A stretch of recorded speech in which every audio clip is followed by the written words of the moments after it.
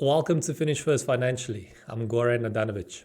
I've got another question from Reddit, so I'll read it and then give my take on it. Obviously, it's not financial investment advice. You decide what's best. It says, selling my $22,000 Corolla and getting a beta to recover? Question mark. I owe $22,000, values $18,000 according to online appraisals. No family or friends I can rely on. Net income is around $2,000 a month. And then he lists his monthly expenses, and the car loan is $520 every single month. Not looking to start a family, going through a breakup, so technically single. I'm a student getting a second bachelor's degree. I plan to work on a CPA license after. That might help increase my income, but it's uncertain. I live in Illinois, no public transportation, and work is 20 minutes away. The problem: once I'm done with my college degree, I may not be able to pay both the car loan and student loan without an income deficit. It's a 2024 Corolla financed. Interest is 10.3% and term is 7 years. So I've made some extra payments and now I have 5 years and 2 months remaining. The appraisal is worth 18,000 plus right now, with the highest offer being 20,000 on CarMax. Okay, so he can actually get 20,000 for it. It has 17,000 miles on it. I need a car for work.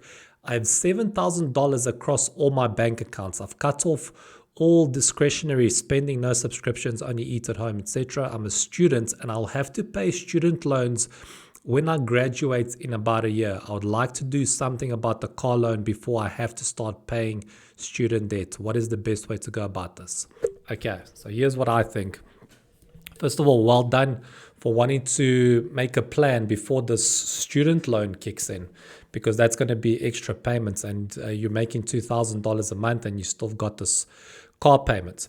So in this situation, what I would do is that I would sell the car, and you can get 20,000 for it. So there's going to be a $2,000 shortfall, which you take out of your emergency fund. So now you've paid off the car. You're debt free. You obviously need another car, and you can get a reliable, obviously secondhand used Toyota for $3,000. I actually checked online. There are Toyotas available for that amount. And after you buy that, that means you're going to spend $2,000 on paying off the previous car, $3,000 on the new car, on the other car, the used vehicle. And that means you would have spent $5,000 in total from your $7,000 in emergency fund. So now your emergency fund is at $2,000.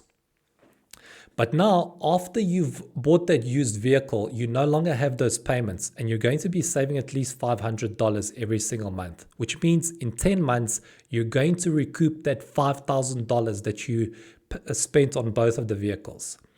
And after that, that means you're going to be debt free. You're no longer going to have that vehicle finance. You're going to have a car that you own, and you're going to be back at $7,000 balance for your emergency fund.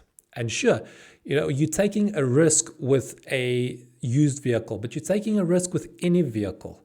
And it doesn't mean that you have to keep this vehicle for the next 3 or 4 years, because once you graduate, you hopefully are going to get a higher paying job.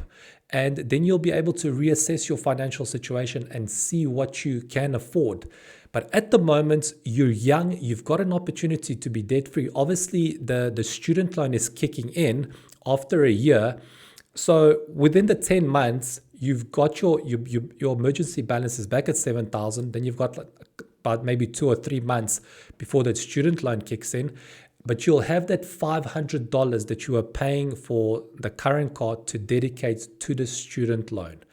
And the other option obviously is to refinance your loan on this car. And your interest rate is quite high at the moment, 10%. So even if you got it down to 6%, that is a significant annual saving. But if you do that, you are going to be in debt. And why do you want to be in debt? The thing is, one thing that people don't consider is risk. And when you've got debt is guaranteed until you pay it off. That balance will remain until you pay it off. But income isn't guaranteed. And heaven forbid you lose your income and now you've got this vehicle finance and the student loan that's coming up. I'd rather have, if I'm going to have debts, I'd rather have one loan that I'm paying off. And if you happen to default on the car for 3 months, usually they repossess it. So now you won't even have a car. You'll still have to pay off that balance. And then you've still got the student loan.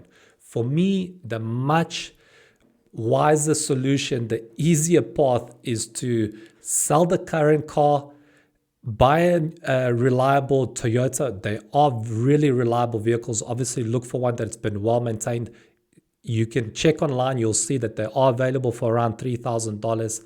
That means you're debt free. You've got a car that you own, and then you can dedicate the monthly installments to the student loan that's coming up. That seems like the most practical, the wisest path that you can take. Obviously, it's up to you. I wish you all the best. Until next time.